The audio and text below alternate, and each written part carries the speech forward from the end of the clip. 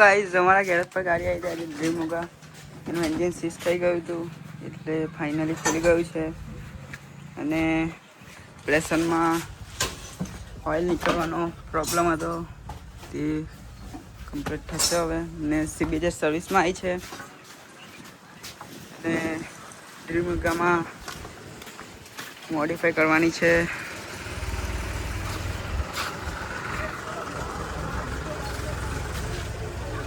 ને સીબીજેટમાં વાયરિંગ નાખવાનું છે.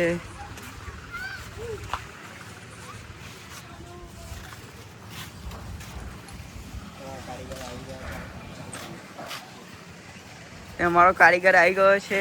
આજે તો લેટ પડી ગયો તો